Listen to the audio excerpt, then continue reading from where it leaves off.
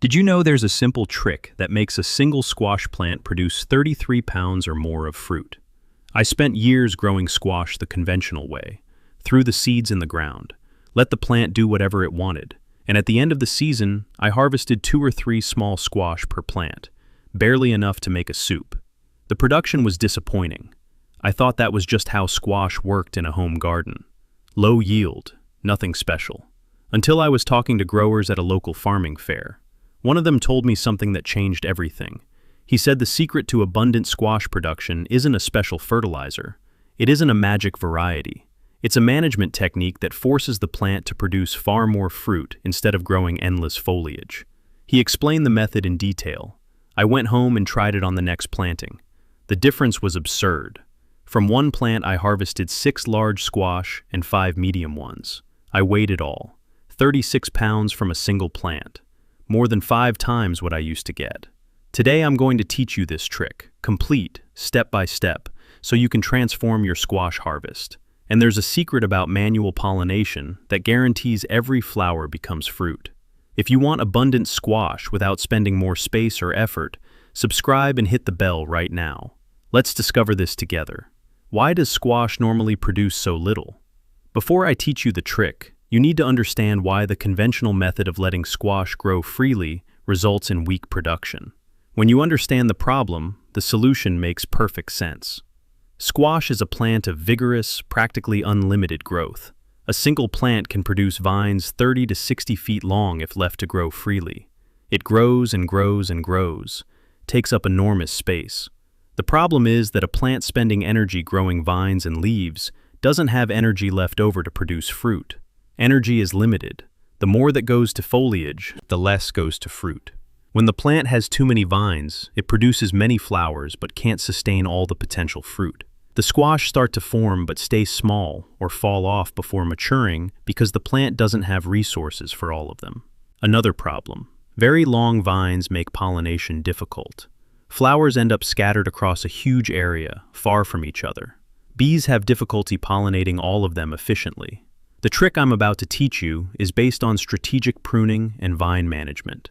You're going to control the plant's growth, directing all energy toward fruit production instead of unnecessary foliage. It's a multiplication of productivity without using any chemical product, just intelligent management. If you're finding value in this, hit the like button.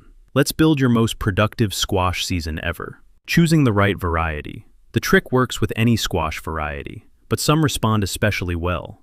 Butternut squash is excellent. Produces fruit of 4 to 6 pounds each. With correct management, you easily harvest 5 to 7 squash per plant, totaling 33 pounds or more. Kabocha, also called Japanese squash, very good. Smaller fruit of about 2 to 3 pounds each, but the plant can produce 8 to 10 fruit, similar total. Hubbard squash produces large fruit of 8 to 12 pounds. With the trick you get 3 or 4 large fruit per plant, totaling 33 to 45 pounds. Avoid giant varieties like Atlantic Giant if you want quantity. Those produce 1 or 2 enormous fruit, but the total weight doesn't compare.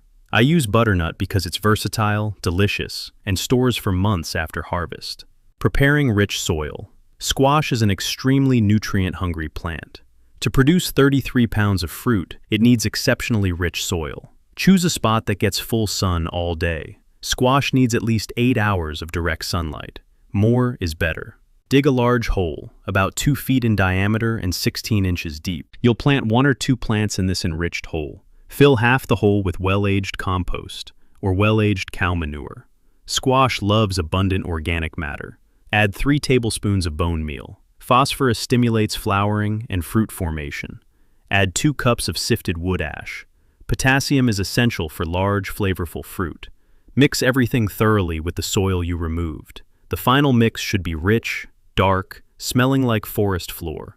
Complete the hole with this mixture, forming a slightly raised mound. The elevation helps with drainage and warms the soil faster. Water abundantly and let it rest for 1 week before planting. This rest allows nutrients to integrate, planting and establishing. If using seeds, plant 3 seeds directly in the prepared hole at 1 inch deep, spaced about 4 inches apart. Water well. Germination takes 5 to 10 days. When seedlings have 2 true leaves, keep only the 2 strongest. When they have 4 leaves, keep only the most vigorous. If using transplants, plant when it has 4 true leaves. Plant it in the hole, water well, and protect from strong sun for the first 3 days with a cardboard box with openings. During the first 2 weeks, keep the soil consistently slightly moist. The plant is establishing and needs constant moisture. When the plant reaches about 12 to 16 inches of vine length, it's time to begin strategic management. Subscribe right now, because this next section is the heart of the entire method. The training prune trick.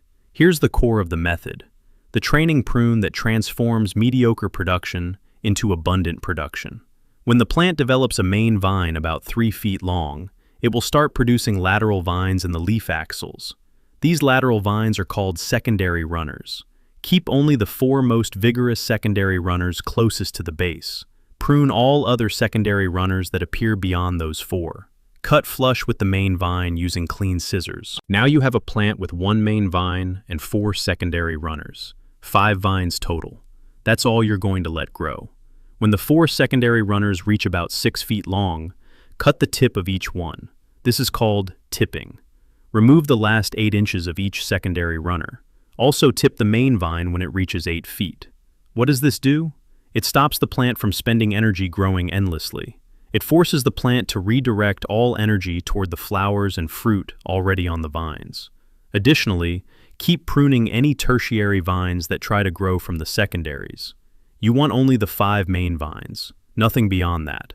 With this management, the plant stays compact, controlled, but extremely productive. All energy goes to fruit. The manual pollination secret. Squash needs pollination to form fruit. Under normal conditions, bees do this work, but you can guarantee pollination of every flower by doing it manually. This dramatically increases the rate of fruit formation. First, learn to tell male flowers from female flowers. Male flowers have a thin, long stem. Female flowers have a thick stem with a swelling at the base that looks like a tiny squash. That swelling is the ovary that becomes fruit if pollinated. Flowers open early in the morning and close by late morning or early afternoon. You need to pollinate during the window when they're open, preferably between 7 and 10 a.m. Cut a freshly opened male flower. Remove all petals, exposing the central stamen covered in yellow pollen. Carry that male flower to an open female flower. Gently rub the male stamen over the stigma of the female flower, that sticky structure in the center. Transfer plenty of pollen. 1 male flower can pollinate 3 or 4 female flowers. Use fresh male flowers cut that same day. Mark the female flowers you've already pollinated by tying a small piece of colored string to the stem.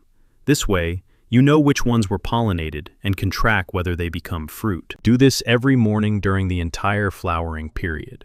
The success rate is close to 100%, much higher than natural pollination. I pollinate every flower manually and don't lose a single one. Every female flower that appears becomes squash. Fertilization during growth. To sustain a production of 33 pounds of fruit, the plant needs additional fertilization during growth. 3 weeks after germination, first side dressing. Add 2 tablespoons of worm castings around the plant, 8 inches from the stem. Water afterward. When flowering begins, switch to a fertilization rich in phosphorus and potassium. Use 1 tablespoon of bone meal and 1 tablespoon of wood ash. Repeat every 2 weeks throughout flowering and fruiting. When the first fruit are formed and growing, also add well-aged chicken manure, 1 cup around the plant each month. Once a month, fertigation with diluted compost tea or liquid biofertilizer. Liquid nutrients absorb fast. Watering without rot. Squash needs plenty of water, especially when fruit are growing, but it has to be the right amount. During vegetative growth before flowering, water 2 or 3 times per week, soaking deeply. Soil should be moist to 6 inches deep. During flowering and fruiting, increase to 3 or 4 times per week. Growing fruit need lots of water. Always water in late afternoon, never under strong sun. Water only the soil, never the leaves. Wet leaves promote powdery mildew. 2 weeks before harvest, drastically reduce watering. This concentrates sugars in the fruit, making them more flavorful and improving storage life. Fruit in direct contact with wet soil can rot from the bottom. When each squash reaches about 6 inches in diameter, Place a board, tile, or piece of foam underneath it. This creates a barrier between the fruit and wet soil. When and how to harvest. Squash is ripe when the skin is hard and doesn't yield to fingernail pressure. The color is uniform and vibrant. The stem is dry and cracked. The plant's leaves are starting to yellow. This normally occurs 100 to 120 days after planting, depending on variety. Harvest on a dry day. Use a sharp knife or pruning shears. Cut the stem, leaving about 2 inches attached to the squash. That stem stub helps with storage. After harvesting, cure the squash. Place them in a dry, ventilated, shaded location for 2 weeks. This hardens the skin and improves storage. A well-cured squash lasts 6 months or more in storage. That conversation at the farming fair completely changed my squash growing. It made me understand that abundant production doesn't come from letting the plant do whatever it wants. It comes from intelligent management that directs the plant's energy. When you see 6 large squash growing on one vine, you know you controlled the plant instead of being controlled by it. When you weigh everything and reach 36 pounds from a plant that used to produce 5 or 6 pounds, you understand the power of the right knowledge. Seeing squash curing in a row in the garage, knowing you have squash for months, that you won't need to buy any, that you have abundance of such a nutritious and versatile food, that's a feeling of real abundance. If this changed how you see squash growing, subscribe and hit that like button. We're uncovering the hidden knowledge that multiplies your harvest. Share this with a gardener who needs it. Tell us in the comments, are you going to try the training prune? We read every single one. See you in the next video.